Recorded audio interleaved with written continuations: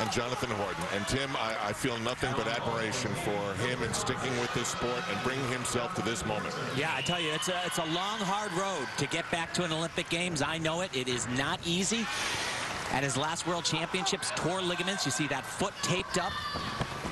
Big test right here, the vault. Oh, gosh. You know, he actually can perform a much harder vault, and John isn't quite ready to perform that. He did this vault in the first day of competition, scored a 15.7. He had enough to throw it, I think. Well, he took a bounding step forward, and both hands showing full support on the ground. That is a gigantic error. And now Danell Leyva, born in Cuba, brought to the United States via South America by his mom, reunited with a man, Yin Alvarez, in a gym in Miami, his stepdad, and they are an odd couple. And the most impressive thing that I have seen from Danell all week long, and what he openly admits, and he'll tell anyone, is, I'm ready to perform, I'm ready to win again. And this is a phenomenal event for Danell. He is the reigning world champion on parallel bars. Kind of shocked a lot of the experts around the world, but his stepdad, Yin, has said it all along that he could contend. He's got a very different routine. Lots of these spins from both what we call a giant swing and a peach basket, a drop swing. Dismount, small hop, but it's going to get a very big number. I don't know if it's going to get a big number like that. He burns mega calories throughout these competitions.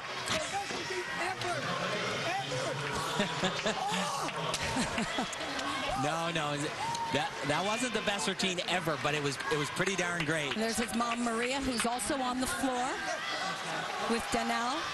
She's his rock. What happens if he loses that towel? We don't know. I've asked him. He said I'll be good. It doesn't matter. Yin will still be around. Jonathan Horton got a 15.05 on the vault. And here is John Orozco. And he's the kid, you know? I mean, he's the kid of the team. And he competes like a man, though. The first time I saw him, it was like, you know? There is his coach, Vitaly Marinich, the head coach at the Olympic Training Center in Colorado Springs, a fantastic athlete himself. You grow up in the Bronx, you are New York tough. And he is that. Danell Leyva, 16 on the parallel bars. John said he was more nervous arriving to the arena in the first day of competition, but once he hit the floor, it was like autopilot for him.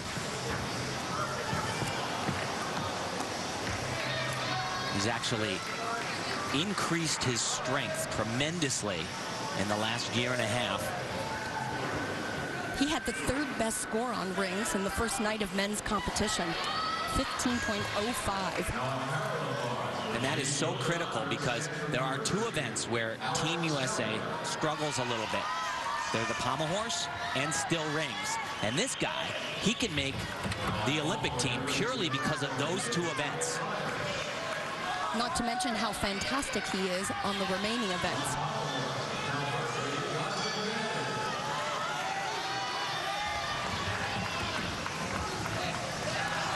Very smooth, calm transition right into the handstand. And what he's known for are his landings. This kid knows how to stick. Great second rotation for John Orozco. So what's going on here today is that we'll crown a national champion. It could be Danell Leyva again. And then we will narrow the field down to, and it's complicated, and we'll get through it all, but we will get down to a group of men who will come back again to California in 3 weeks for the U.S. Olympic trials. And then we'll decide who will represent the United States in the Olympics. So this is his dismount, and as Elfie said, what John does so well, he didn't do it so great the other night, but he is just amazing in the air, like a cat. He's looking at the floor right there, and he puts his feet down in the exact position, and he hardly even has to bend his knees or hips. Like I said, he is amazing in the air. Air sense. So important because you remember those team competitions, it sometimes comes down to those really small steps. Now Sam McCulloch. And Tim, I need you to talk about the evolution of the bodies that we are seeing in gymnastics. I mean, you know, you were in great shape, but yeah, these guys are huge. I mean, what you need to be able to accomplish on still rings, it's not strong. You can't be strong. You got to be like outrageous strong. And he was also tremendous on the pommel horse in his first rotation. And you know, that truly is an event, like I said earlier, that USA needs another guy. And as an all-rounder, he did a great job night one on horse. And once again, today, started this competition off extremely well. That bodes very well for Sam. Sam looked up at the scoreboard after the first night of competition, saw himself behind Donnell and Orozco, and he said, hey, I'm right up there with the big dogs, he said. So each one of these skills has to be held static. You cannot move at all for 2 seconds. And to be honest, that first strength part, it kind of just kept moving a little bit. Now he'll do some swings, these double front somersaults while holding onto the rings and right up to a handstand. Very nicely done. But this is not one of Sam's big events. He's a leg guy, super powerful on floor and vaulting. And posted huge scores on parallel bars, high bar. I mean, the rest of the competition after rings, if he survives this, should be great. Great landing. You know, we talked about John Orozco being great in the air, but as a junior kid, this kid amazing with the sticks.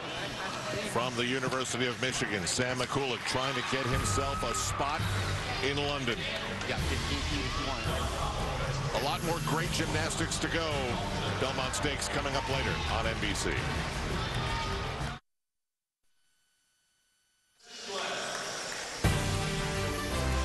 The Visa Championships on NBC Sports are brought to you by HDTV Security Services, always there.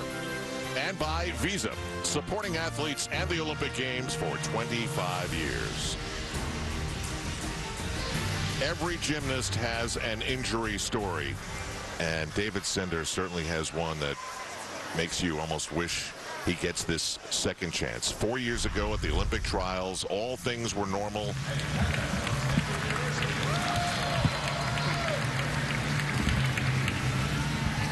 And down he goes with a sprained ankle, and that doomed his trip to Beijing. And we go to Andrea Joyce.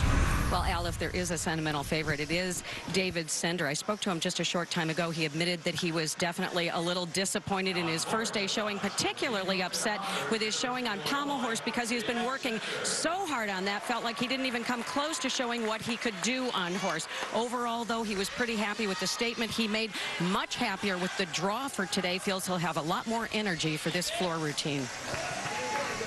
And he is great, potentially, on floor. Didn't really show that the other night. Yeah, he just really ran out of steam. Watch this mount, though. Very cool. Flipping sideways, which is very unusual. A lot of power. Always been a powerful gymnast on floor and vault, but as Andrea said, pommel horse is one of the, and that was way under-rotated. Gonna cost him a little bit right there. He just didn't get enough rotation on that first acrobatic element.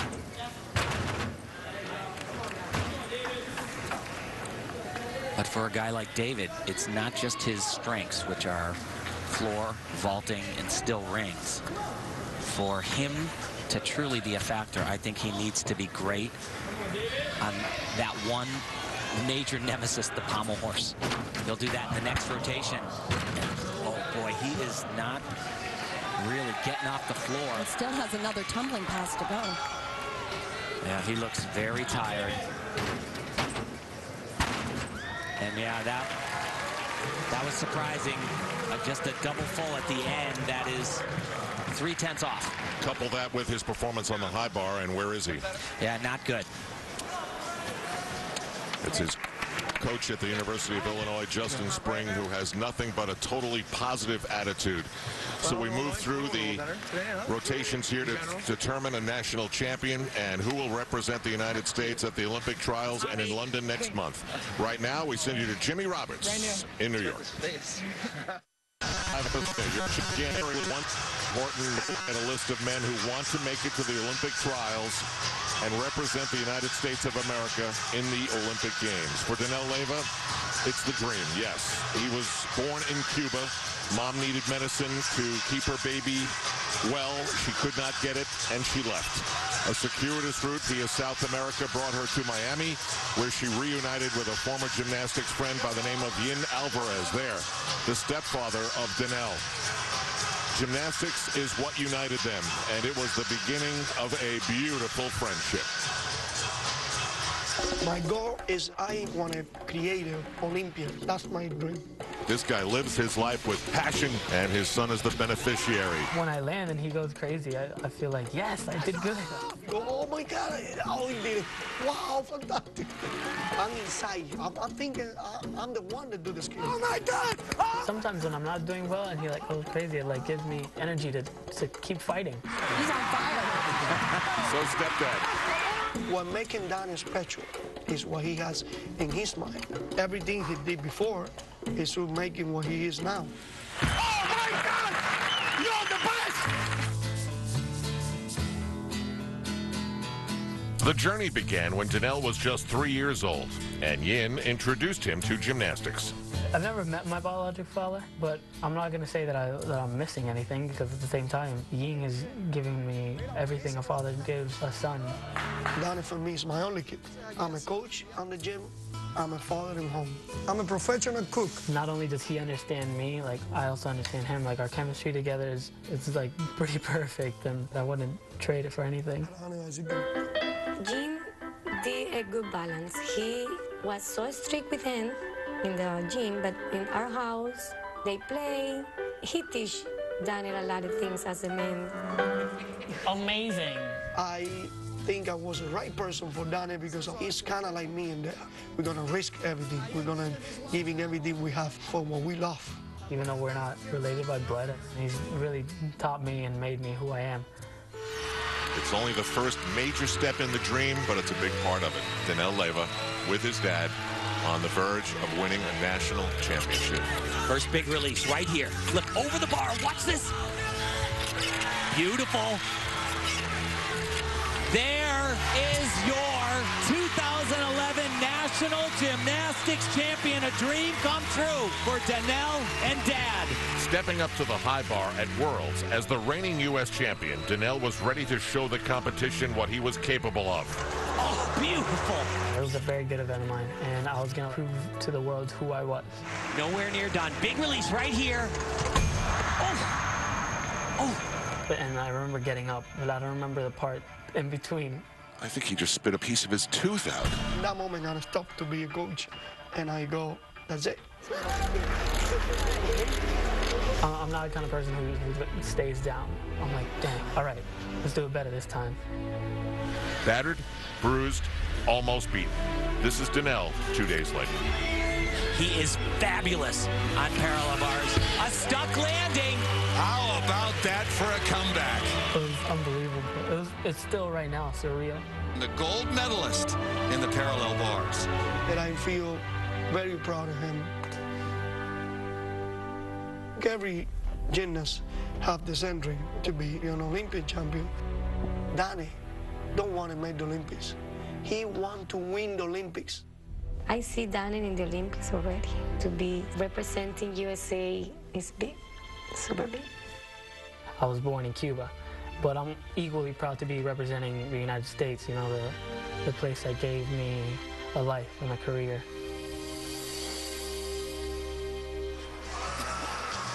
It's on its way to being a movie, and I can hear the studio now. Now, wait a minute. Yin is a little over the top. We need to tone that down a little bit. And guess where we find him right now on the high bar? Well, Yin, he's as nervous. I would say he's far more nervous than Donnie, as you see that face, because as a coach and a dad, you have no control. And he and I have talked about this. My son does gymnastics, and it is one of the most difficult things in the world to watch your son after all the hard work, training, and it is years and years. So he is one anxious guy right now, and this is all ritual. Every single one of them. Well, Danny says, I'm doing it for the crowd. I'm just here to play art. I want to win, and this is truly where the entertainment begins. He's a world finalist on this event, not at the last Worlds, but he's phenomenal. It all gets wild right here. There's that release skill. We saw him hit the bar on. Now watch this. I love this. Watch how he throws his arms out to the side. It's beautiful.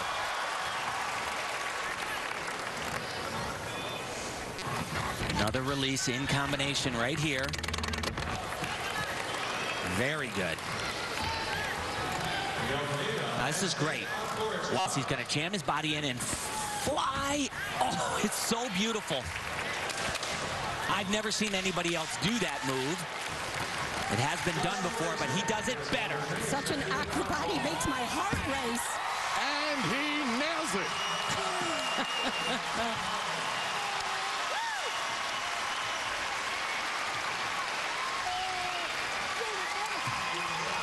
Mom Maria, wow. She knew he was ready. Well, he has done 3 events today, and he has been the absolute best I have ever seen. They're watching in Japan, aren't they?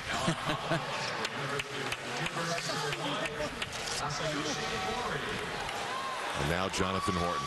Wow, was that super. And John actually struggled night 1 on parallel bars. He's very good on this event. Yeah, he can be much, much better. Only scored a 14.85.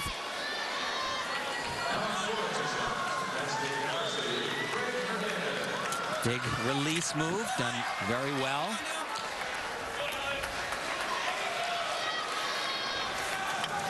A lot of skills. These are called underbar skills. Amazing, isn't it, how the event just keeps on going, and you almost wanted to savor that moment. No time for a break. And John had a problem, not with this release, but the skill right after it. No problem today. And also on the dismount, just a slight low landing could pick up points there. And this is a great routine for John Horton. Oh, he answers. We are seeing some gymnastics now. To John Orozco on the vault. And you saw that lead that Leyva has over Orozco at this point. You got to know, though, that 2 events that he has competed so far, pommel horse and still rings, those are the 2 lowest scoring events. From here on out, John Orozco can put huge numbers on the board.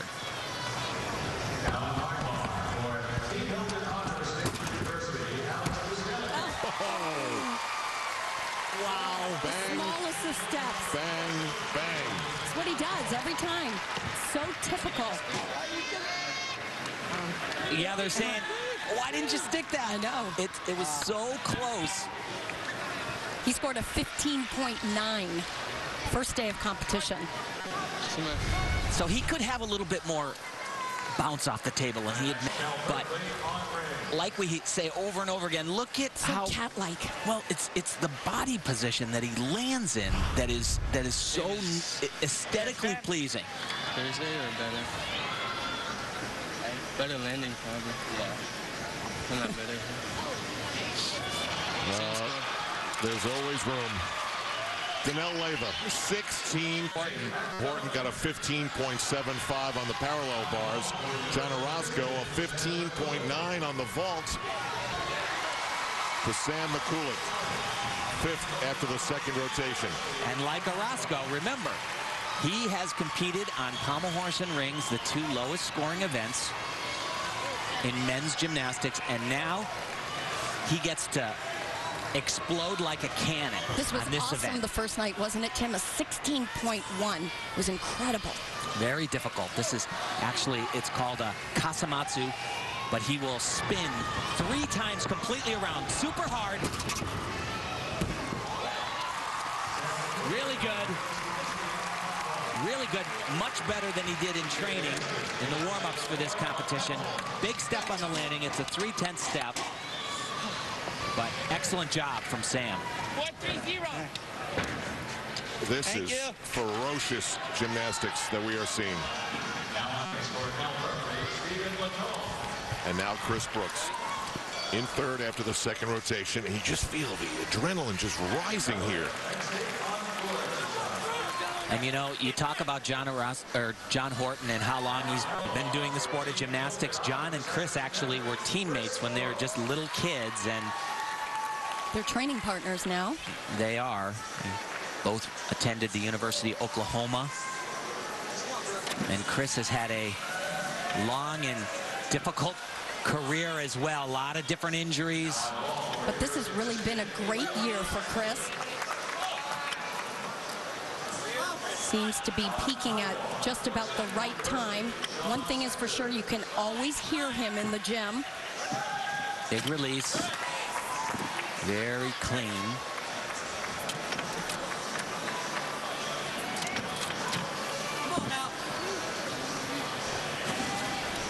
So far, so great.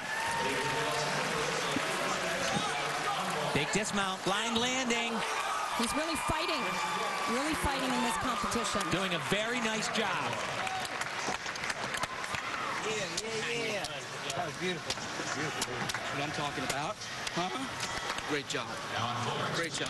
Coach Tom Meadows and Igor Verny. Even the high fives are fierce. Mikulik on the vault, 16.2. Your leader is Danelle Leyva, trying to repeat as national champion. John Orozco is ready to challenge. We're live in St. Louis and back after this. Awesome. Now.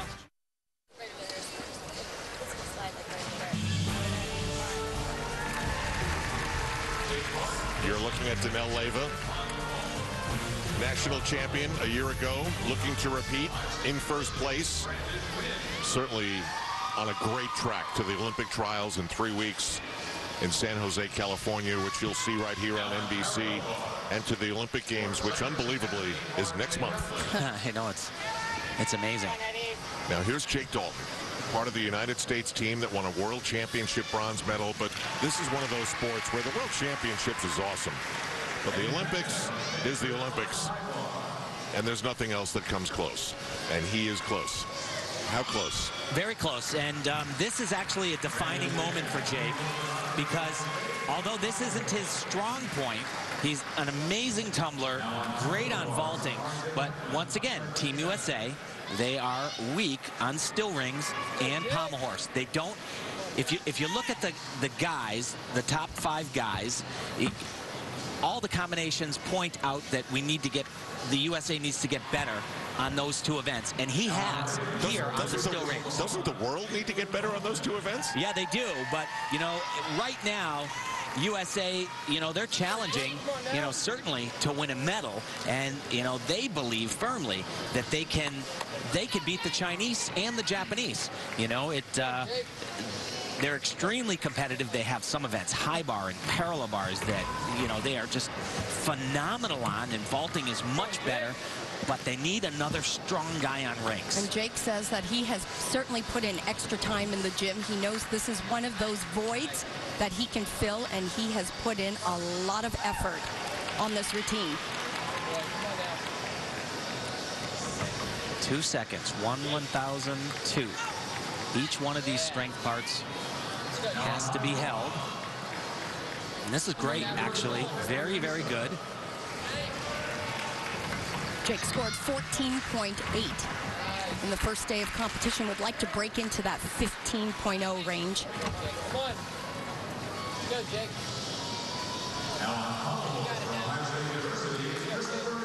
This is a super routine for him. Just the landing. Small step back. I think that'll only be a 1/10 of a point step. I think better than day one. Kevin Majajka, he is on the selection committee. He is the male equivalent of Marta Karolyi. He is also the head Olympic coach. He'll be on the floor in London. And I give Kevin a lot of credit because he really has helped the guys believe that this greatness could happen.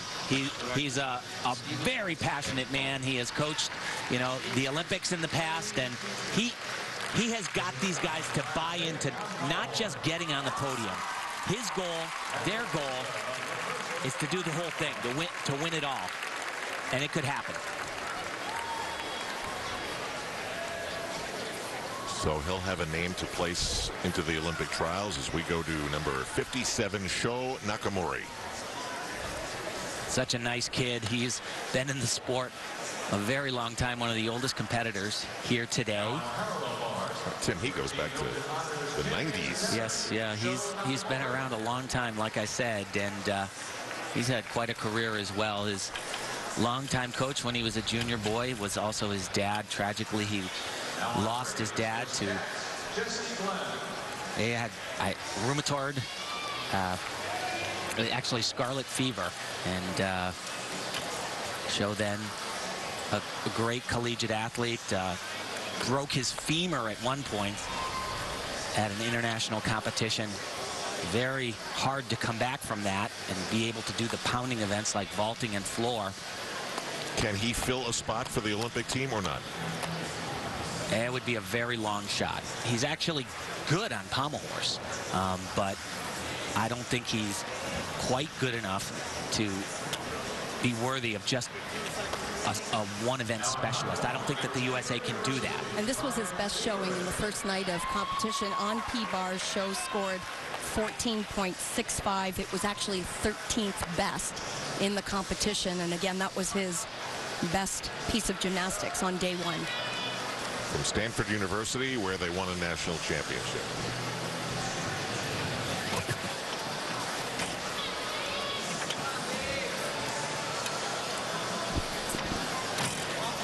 A little bit sloppy there.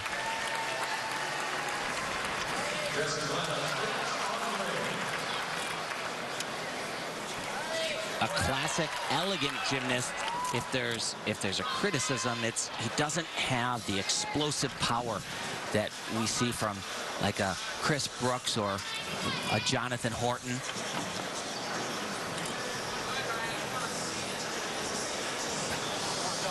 A beautiful line, toe point. A good rhythm with his gymnastics.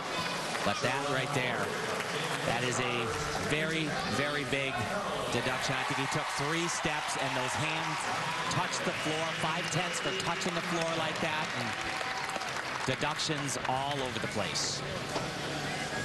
One thing you get a real sense of, these are great gymnasts, but only 5 go to the Olympic Games next month in London.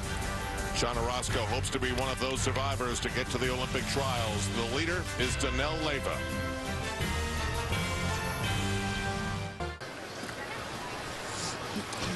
Back live in St. Louis, Chaffetz Arena, St. Louis University. We can't always see him because a lot of the time he is underneath that lucky towel. That is Danelle Leyva, last year's national champion and looking to do it again. Al Trautwig along with Tim Daggett and Elfie Schlegel. And we talk an awful lot about stories and doing something like the Olympic Games. And he's one of my favorite stories because he embodies a lot, Danelle Leyva, of what America is as a country. Yeah, it's such an amazing individual, a great kid. You know, if you talk to him, you can't help come away from that conversation with a big smile on your face. He's infectious. He's so passionate about what he does in the sport of gymnastics, and it shows. And Al, I don't know about you guys, but I am having so much fun watching the partnership between Danelle and his father Yin. I mean, there's such great energy, and that's the kind of energy you need down the road, especially at the Olympic Games. What I love most about him, though, is he's not afraid to win, and he'll tell you. You know, there's a certain fire in champions. You know, everybody wants to win, but then there are certain people who really go after it. Alexander Nador. And he was on the World Championship team that won the bronze medal in Tokyo. One of the reasons why they won that medal, anchored the U.S. team on pommel horse, which is his strength. But he has not looked great here. Like we said, his strength is pommel horse. That's why He made the team in 2011. He missed a little bit day one and had a number of errors throughout that competition.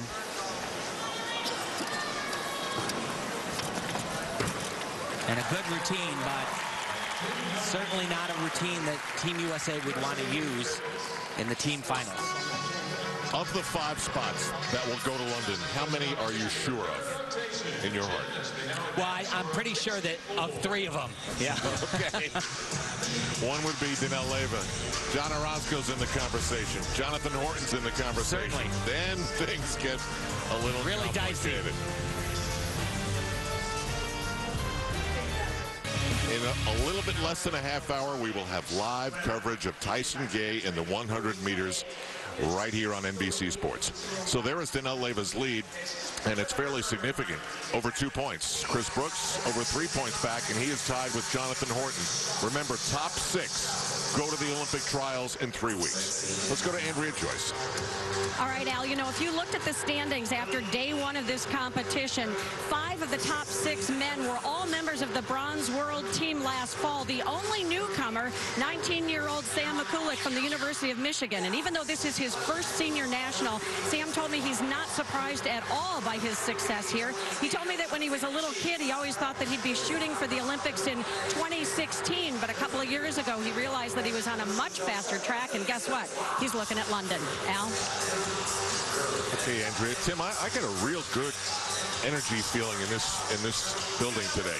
Yeah, the USA, they're good, and they're very exciting. And you know, you see these guys in training, and it's loose, and they are all so supportive of each other. And this guy, he's probably the biggest cheerleader in the building. I mean, he is just screaming encouragement to these guys in training throughout the meet. He's Justin Spring 2.0. Well, it's part of what makes Chris Brooks who he is. He says, I just want to be out there to have fun. I like to get a lot of support from my friends. We are a family here, and that's part of the reason why he does what he does. And I have to say, he's looking pretty good. He's fighting this one through. Very good on this event. Probably his best scoring event, potentially. Had a 15.15 in the first night of competition. But he did not do all the releases he was supposed to. Watch this combination here. This is what he left out. He did this one and this release right here. Oh. Wow, I can't even believe he missed the bar. It was not even far away at all. He just, I think he put his left hand either over or under the top of the bar. So this is a release, and he just, he doesn't get his hands around the bar. But he's not that far from the bar. He's not far at all. He just didn't reach out and grab it. And that is a very big deduction. A full point. He'll lose that element. He hasn't shown, and this right here, another huge error. He fell the wrong way on a giant. That is purely concentration. Just, your mind is going a million miles an hour. Tom Meadows, his coach, has to make sure that he's got all the mats out, and he's very confused. You cannot land on that mat. So he's got to get it out of the way. Quick thinking. Oh, that's disappointing. Wow, you train for years, months, days, and hours, and you can lose a chance at the Olympics in seconds. He doesn't miss that either. God. Back to John Orozco, one of the leaders in second place after the third rotation. We're in the fourth of 6. And remember, he has got only strong events to come, high-scoring events, and one of them is right here. 15.4. He was third best in the first day. But actually, he can be quite a bit better on parallel bars than he was day one.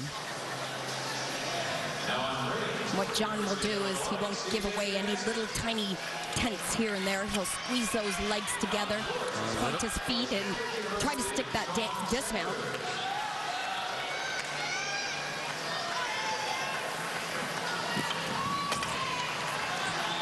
Very good so far. Had 2 little hand placement adjustments. But he's so smooth. That's what he does so well. Gymnastics, you're supposed to do the really hard stuff and make it look easy, and he does that extremely well.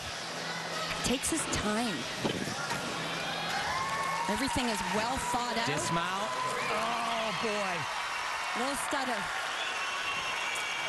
And that one could very easily have been a stick. Yes, it was, Vitaly. Hey, just kind of locked his legs a little bit too much on that landing. He stuck his seat out a little.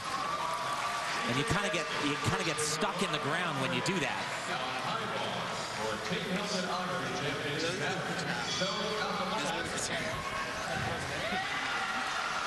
Chris Brooks gets hammered on the high bar, 13.7. As the debriefing continues for John Orozco. Yeah, hear that? I should have stuck that.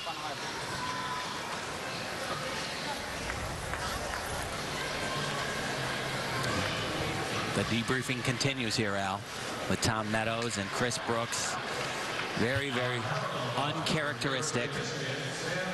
He was tied for 3rd before the errors, and now he won't be. Right. John Orozco, 15.45. You know, that's a little bit better than he did in the first night of competition. Just slightly. He didn't just take a step. Both of his feet actually moved on a dismount that could very easily have been stuck. Tim, what does he say about the towel? It's just his lucky towel. He's got a lot of little superstitions, though. He wears something around his ankle. It was his first and favorite gymnastics T-shirt, and it was falling apart. He couldn't wear it anymore. It's too big for him. He took that and he wove it into a little ankle bracelet that he wears, and he's just got a lot of rituals. He's got a lot of really. them. Just his escape. I think there are days where we all would like to be under a towel. Yeah. Back to Sam McCulloch from the University of Michigan. Wow, that was could have been a huge mistake. That bar was not tight. Tim talked about all the great scores in this last oh my goodness. That is inexcusable right there. Yikes. This is a big scoring event. Have you ever seen that? Yeah, well, I've seen it in a junior competition.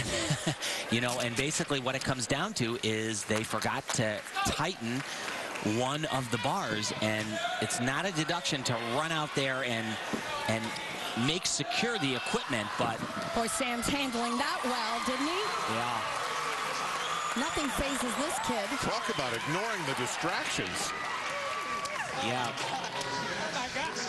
He's going to have a little word with his coaches. I feel bad. I feel shaking. I'm like, oh my God, not now.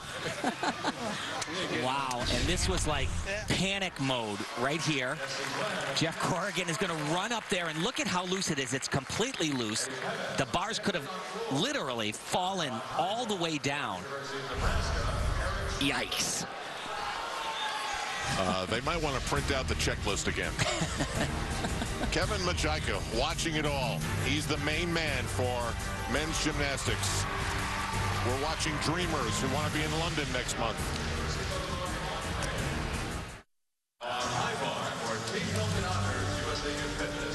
You're looking at a former Olympian looking to be one again, Jonathan Horton.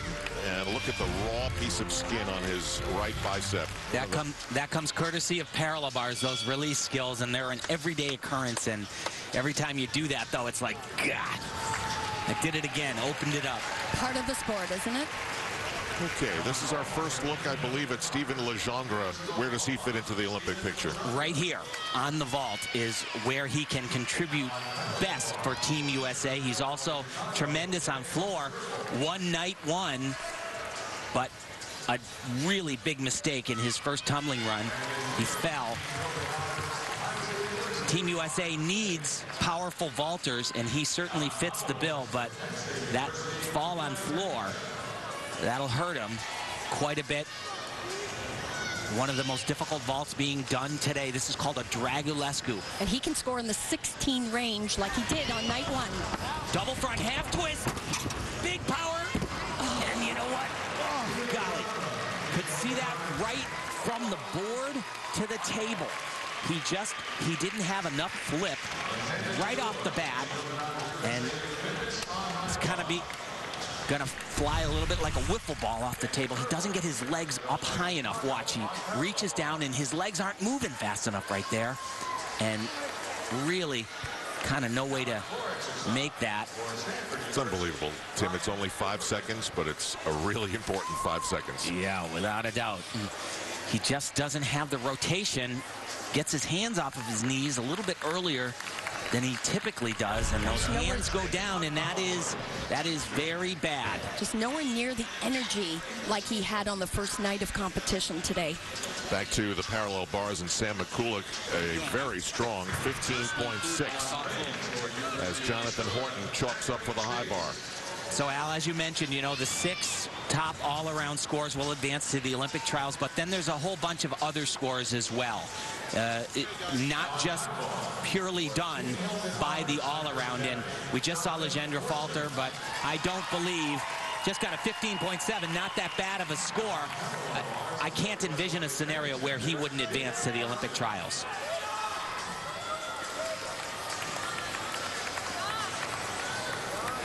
John's teammate, Chris, we saw him miss a release early on, and John has got releases galore, and really they're more difficult than what we saw Brooks miss on. And that's what makes this barging so exciting right here. Little bit close, had to bend his elbows on the giant, but couple more. That one was excellent. Here we go, one more time. Do a full twist too. Oh, and super clean. He used to have problems kind of harnessing that power. Oftentimes just flew too high and would miss the bar, but seems to really have figured that out quite a bit. Just the dismount. Oh. A great exercise. Couple of bent arms after releases, and remember, he hasn't competed in the all-around for 8 months, so he did actually on night 1 of competition, but this is his comeback. But yeah, the dismount though, Al, this is a given, because you can't be more aligned to stick a dismount than this. He just kind of slides those feet a little bit too quickly, had to stay down. He did that same thing at the Olympic Games in 2008. He won a silver medal. I thought he should have won the gold even with the slide on the landing, but just got to be a little bit more patient on the landings. Feels slick to you guys? I think there's guys using water on their grips when it does that. Every gymnast likes their equipment a little bit different. Like my first release at the casino, I was like, I think I'm going to pull off. Jonathan Horton looks great today. And now Paul Ruggieri, the third. 9th after the third rotation. Remember, top 6 go to the Olympic trials in 3 weeks, which can be seen right here on NBC from San Jose, California. But another 9 competitors will be added to that. And one of the ways they do that is by this intricate point system. And basically, that is designed so the specialists, the athletes that are really good on 2 or 3 events that could contribute to the team's score, it factors in.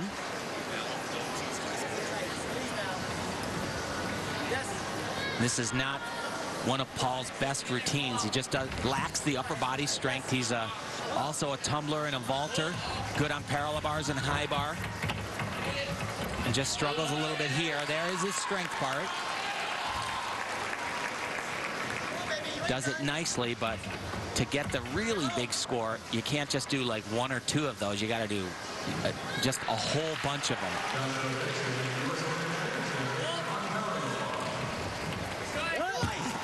Very good routine. Super hard dismount because it's completely blind. Landing forwards. Double pike somersault. A good job from Paul Ruggieri. Don't swing as always. Yeah, now we got a big one. Back to the leader, Danel Leyva.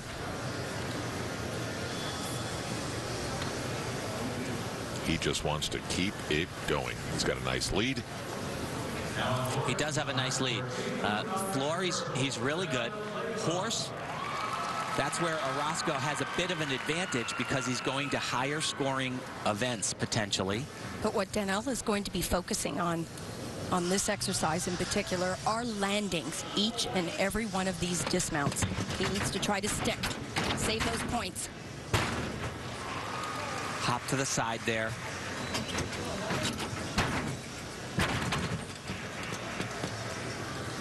This routine is choreographed to eliminate a lot of those landing deductions with these rollout skills. You are only allowed to do 2 of those rollout skills, though. Beautiful skill. It's called a mana. Combines all the elements of gymnastics: flexibility, strength, balance.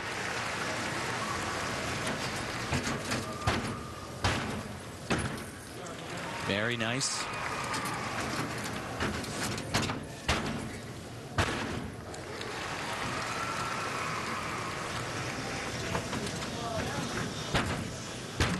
That was much better than night 1. You hear those? That's Yin, his stepdad. Always the same series of claps right before the dismount because you're tired, you're exhausted, and he's got to flip this body laid out 2 times around. Money.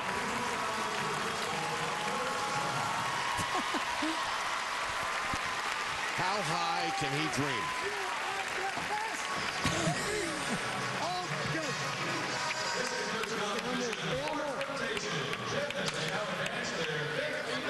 Wow. 4 events down, and the best 4 in one competition I have ever seen Danel Leyva have. Danel Leyva trying to go back-to-back as American champion here at the Visa Championships. Tyson Gay coming up in just a few minutes.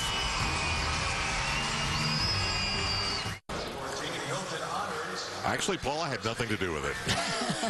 From Randall's Island underneath the Triborough Bridge to Chaffetz Arena in St. Louis, Missouri, near the Great Mississippi River. Al Troutwig, Tim Daggett, Elfie Schlegel, Andrea Joyce, and we are going to zoom in on the parallel bars. And this is Jake Dalton. He's looked good today. 6th place after the 4th rotation, and that is huge because 6th is one of the cutoffs to get to the Olympic trials. Yeah, I think that Jake could basically fall all over the place on these last 2 events, and he's going to get a chance to go to the Olympic trials. He's just too potentially valuable to Team USA. Actually gotten much better on parallel bars as well. Anytime you can score in the 15 range, that's a good score. He had 15-1. That skill right there, he originated that. It has a very high degree of difficulty assigned to it. He did it, first gymnast in the world to do it. I'm seeing a lot of the guys do it in this competition. At the 2011 Worlds. Nice job. And you can see in the background, all 6 apparatus are in use at the same time. It's a busy place.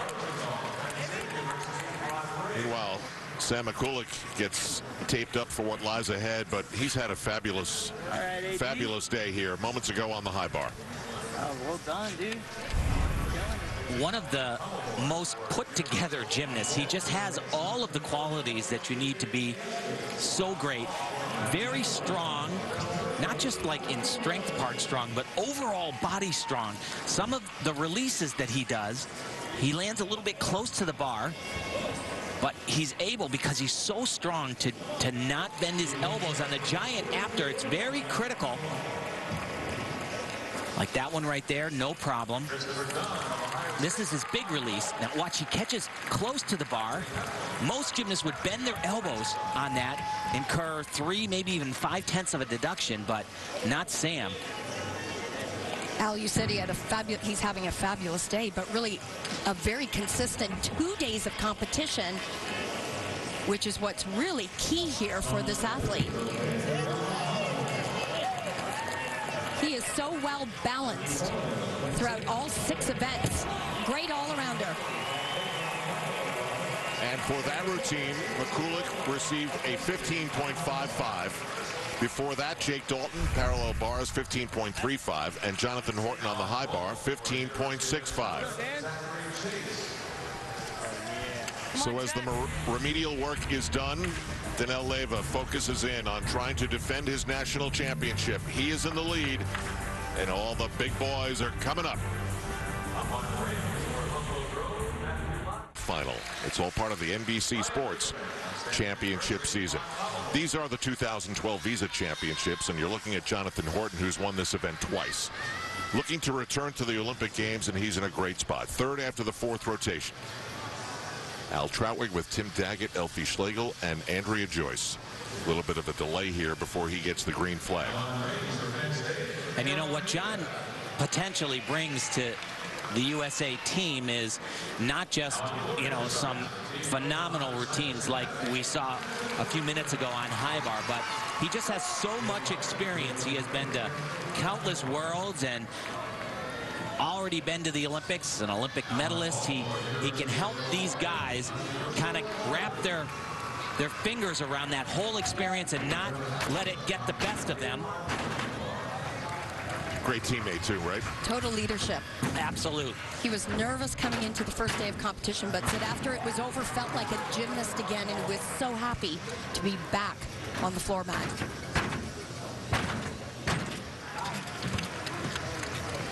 That left ankle, foot taped up from the injury sustained at the World Championships. It required surgery.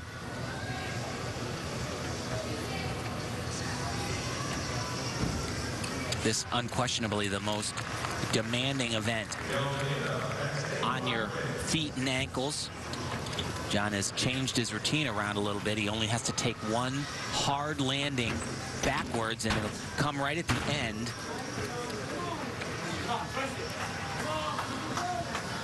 Was a little bit off on this day 1. Do a double back with a full twist. Landing. Another big step, and it's out of bounds. The flag goes up. Tom Meadows, his coach, says, what the heck? He's waving it down. We'll have to hopefully check out the...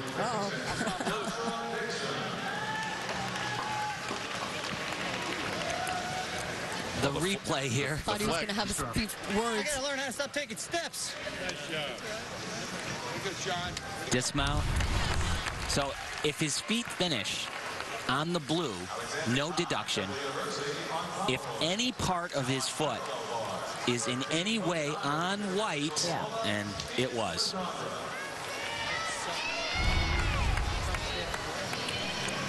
Everything else I thought looked great. Yeah, it did. It looked really good. He looks strong again. Come on, Brooks. So you saw Kevin Majika up there, Dusty Ritter. They are looking at numbers right now. Dennis McIntyre to the right of your screen. Trying to fill in the puzzle. As you said, you know, there are guys like Horton and Leyva and Orozco. Can't really see them if tragedy doesn't befall them not being part of the team.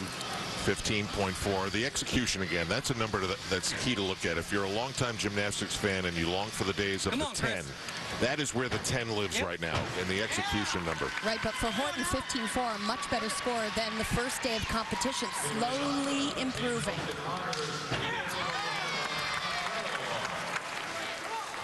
Now to John Orozco in second place after the 4th rotation. He's down by a little bit more than 2 points. But if you take John's last 2 events from night 1 and you take Danel Leyva's last 2 events, John was 1.35 better on those events in day 1. So it's not really a 2-point game. It's more about right in the area of 5/10. So if he does the job and can put a little pressure on Daniel Leyva, it's going to be really, really tight. So what you're talking about is if you separated the days. Yes, the last two events that both of these guys have to do, pommel horse and rings for Daniel, and high bar and floor for John. John was 1.35 better on those two events than Daniel. But Daniel, of course, has a little bit over 2 points of a lead, 2.05. A little bit of a delay on high bar, so we go to Daniel Leyva and his stepfather Yin. And interesting, on night one of competition, Daniel was actually second best on pommel horse with a 14.8. But this is not an easy routine for him. It's very finicky, this pommel horse.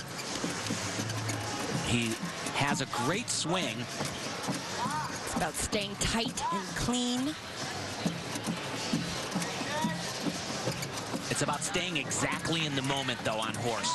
You can get a little bit ahead of yourself. You can worry about something that didn't go well. He shouldn't be, because nothing has gone not well for this routine, and as good as he can do.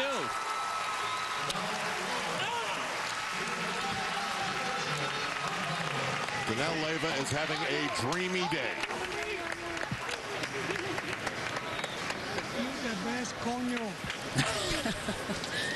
I love it. I need my English-Spanish dictionary here, Al. But that's so special. He doesn't critique it. He just hugs them. I love it. And now the guy from the Bronx.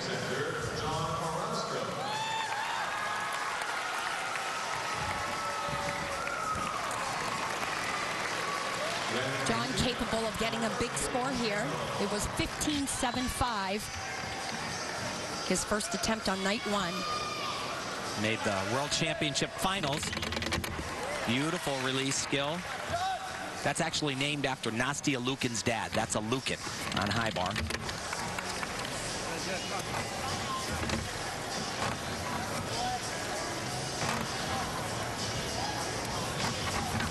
Just so clean and neat, precise.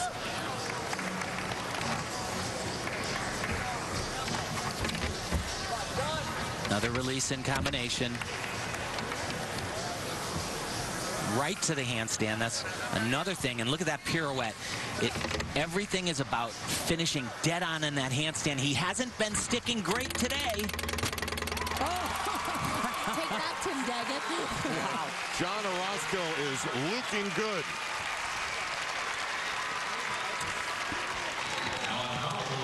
That's what we usually see from John all over the gym, is that perfect landing. And like I said, it's so visually pleasing the way he lands, because he doesn't bend over, he doesn't, you know, have all these little adjustments. It's like a knife and butter. Sam McCulloch, John Orozco, Daniel Leyva. This could be a very nicely built, deep U.S. team in London next month. Don't forget the Olympic trials coming up in 3 weeks right here on NBC. And here's the perfect punctuation mark. Oh my gosh, it doesn't get much better than that, does it? What a feeling. So we'll move to the 5th rotation here in St. Louis. The leader by a lot is Daniel Leyva. And we'll continue his great story here in St. Louis after this break and a word from our New York studios. These are the 2012 Visa Championships on NBC.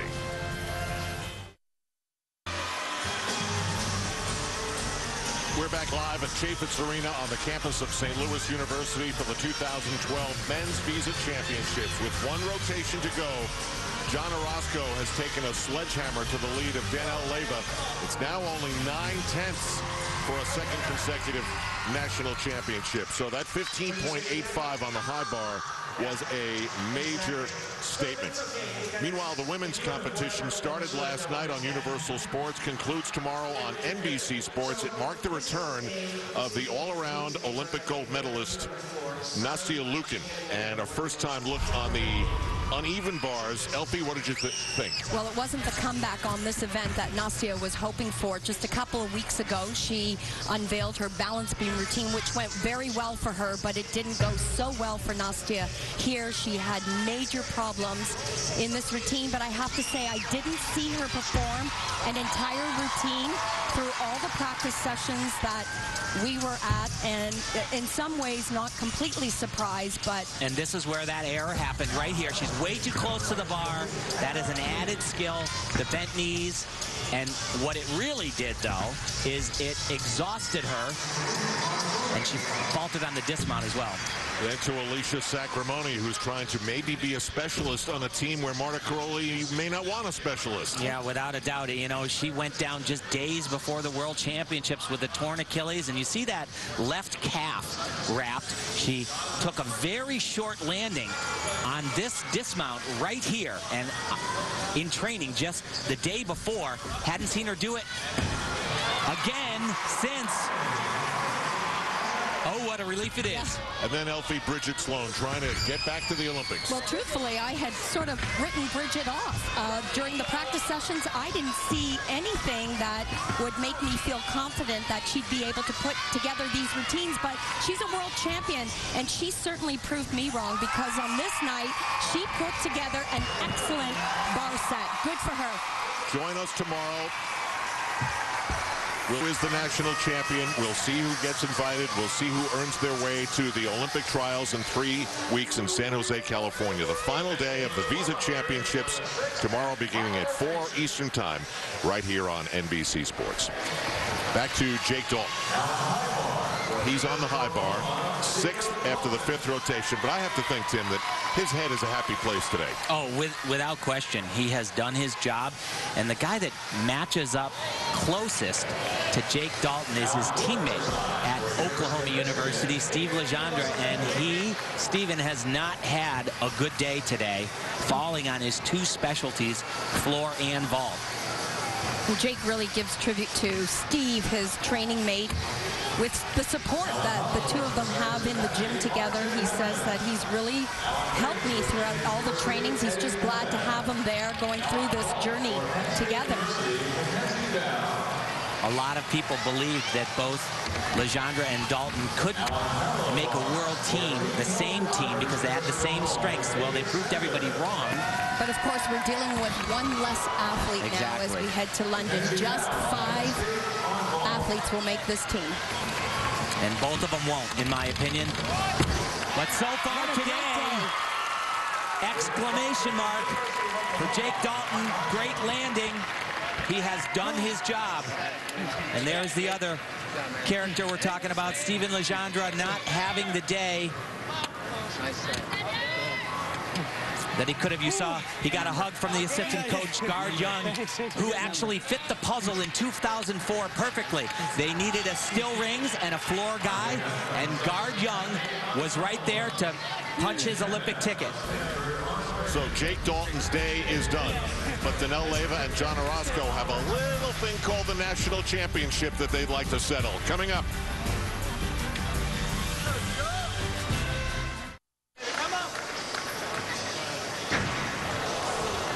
Some things are very consistent. The performances of Danelle Leyva, the towel, and him being in front. Back live in St. Louis for the conclusion, final rotation. Brandon Wynn on the parallel bars. We've been talking a lot about those floor vault specialists with Dalton and Legendre. This guy fills the bill because of his prowess on the still rings. Just look at him.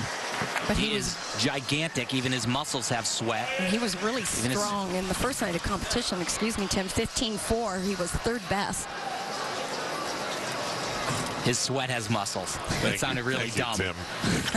That's our expert analyst. But this is not a great routine for Brandon. Had some falters right in the beginning. And really has to use strength to get up to that handstand. And as you mentioned, he has other strengths. He was hoping that rings, vault, and parallel bars would be 3 events that he could contribute for this team. Day 1, God, it was scary as all get up. He almost Very scary landing on his vault.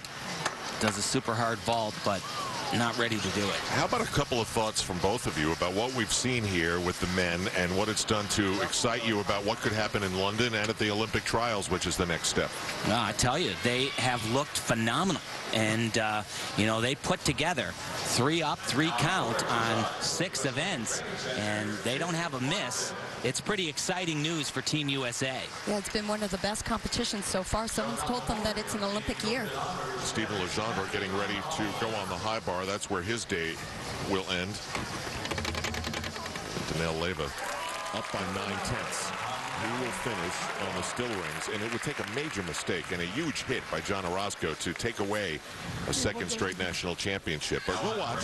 Yeah, well, it's 9/10, and if you take their last 2 events that they're going to perform tonight, if you look at their scores from day 1, it's about 5/10 difference from what Orozco scored and what Leyva scored, and the edge goes to Orozco.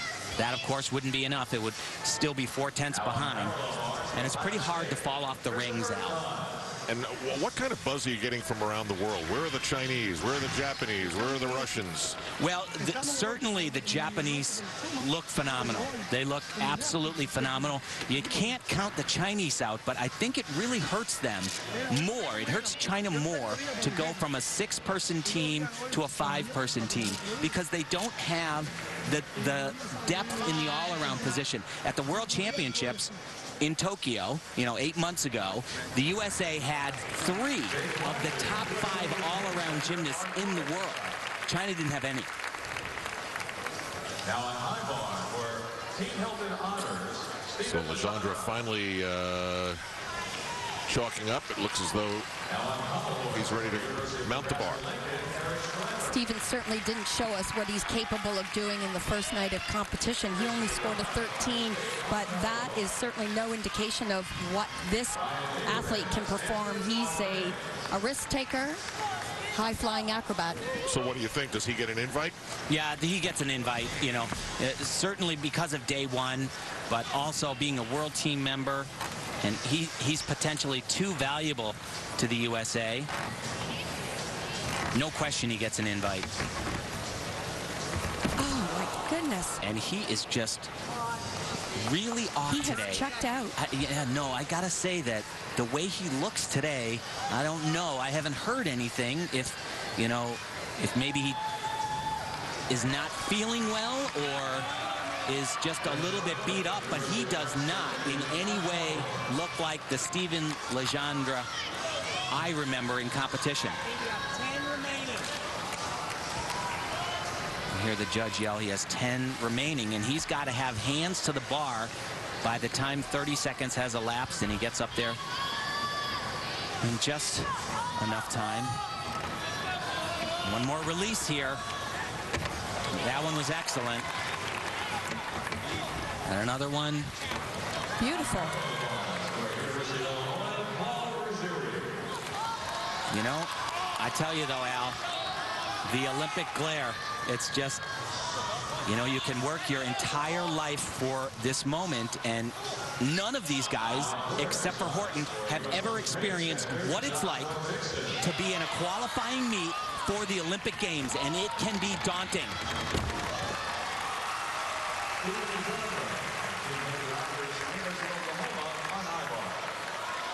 And now we go to the still rings. Final performance. Hoping for it to be a clincher. Daniil Leyva. Well, if the first national championship was a dream come true, which it was, how about 2 in a row? And really, he would have to almost come off the rings or sit down at dismount. You've been a little bit of a jinx today. No. The way Daniil has looked all day long, this is the best all-around competition I've ever seen him. He firmly believes that he shouldn't just win a medal on an individual event or a team medal. He thinks he can win the Olympic all-around competition. And I'll tell you, you talk about the power of belief, this guy has got it.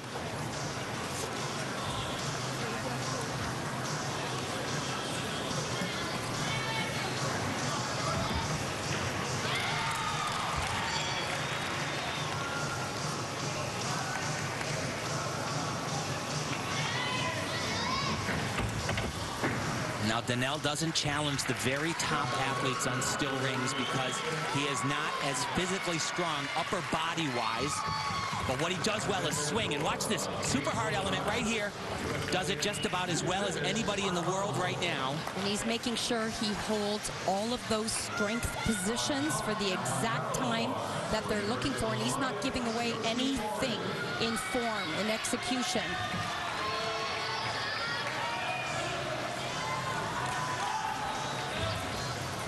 So he's got a double layout with one twist.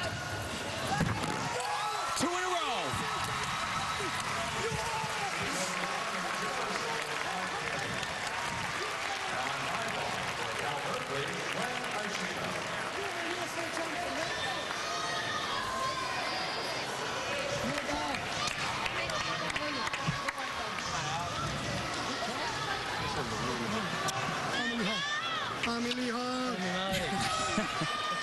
Mom, stepdad, Donnell.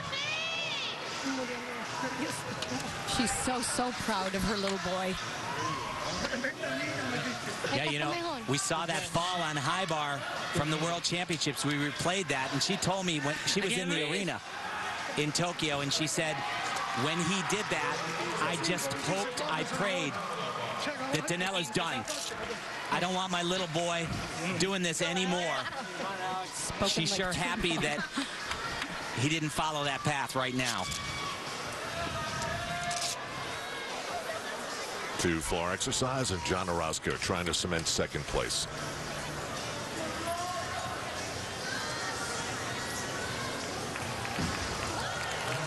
And you know, John Orozco, like all these other guys, he's had injuries, not this last Visa Championships, but the one before that. He was a junior gymnast, and he landed a vault, tore his Achilles tendon. Floor and vault used to be his best events. He had to completely remodel his entire gymnastics, and he became a pommel horse still rings guy. Now, Leyva got a 14.55 on the still rings. Yeah, you know, it's not his best event. John has to be, I think he's got to be a little bit better than perfect. But he will not concede anything.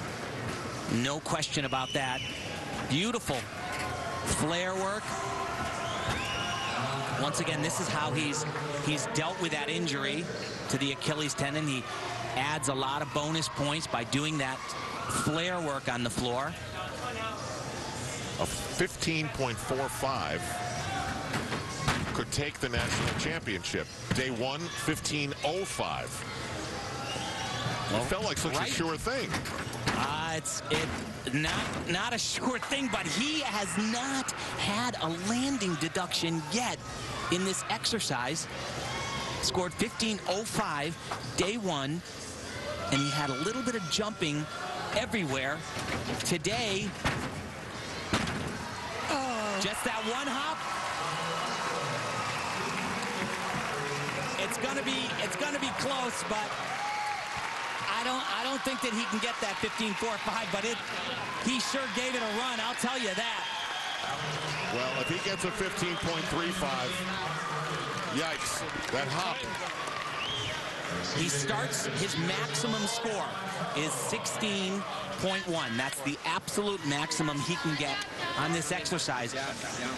And you know what, these judges nowadays, they just find deductions. It's one of the hardest scoring events. In places that, you know, I don't get. And now Jonathan Horton on the pommel horse for his last rotation. John also has had a great competition. He did put his hands down on vault. But finishing off on his nemesis. This has always been a tough apparatus for Jonathan. And that was great. Very difficult swing up to the handstand, and he...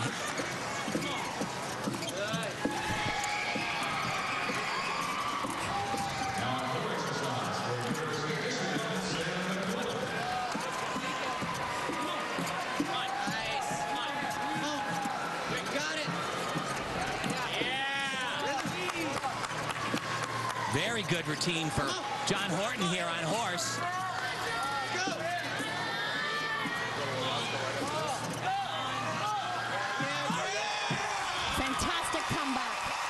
the team that will represent the United States starts to come into focus, but something else is crystal clear. John Orozco has won the national championship by .05. Unbelievable. I don't think he knows. No, he knows No, it. he knows now. Wow. And the United States has a chance to walk into the arena in London with 3 national champions next month.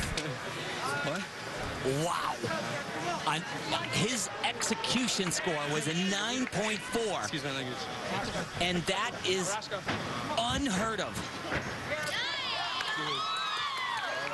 Steve Penny, the head of USA Gymnastics, congratulates him. Look at this. I won the U.S. National Championship.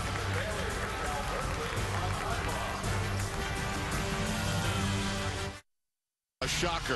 0.05 of a point. The difference. John Orozco has his first national championship, and he's with Andrea Joyce. And Al, John has just been shaking his head for the last 30 seconds. Can you believe this? I really cannot believe it right now. I thought for sure, like, I thought it might have not been enough to take the win because I didn't have a few sticks in some events, and I was thinking, like, just that one 12-point, just that one would have got me further. But what about that last routine, though, on the floor? Did you think that was enough? Did you had narrowed the gap? Were you watching the scoreboard? I was watching, but I didn't think, because I did my routine and I felt like it was better than first day, and I thought, I'm not sure, I don't know if it was enough to take the lead or not, and it was, but so close. I cannot believe it. And first national title for you. Can you describe the emotions? I know you've barely had a chance for it to sink in. I can't really describe what I'm feeling right now. It's amazing. I feel like all my hard work's finally paying off, and wow, Danelle gave me such a good fight out there. It was really interesting and really fun and exciting, and nerve-wracking also at the same time. And I just cannot believe the results right now. All right, well, congratulations. You guys are giving us a lot to look forward to in the next several weeks. Al? Well, the Bronx is used to producing champions that wear pinstripes, and now they've got one wearing red, white, and blue. That's John Orozco, who just barely edges out a man that's probably going to be his Olympic teammate, Danelle Leyva.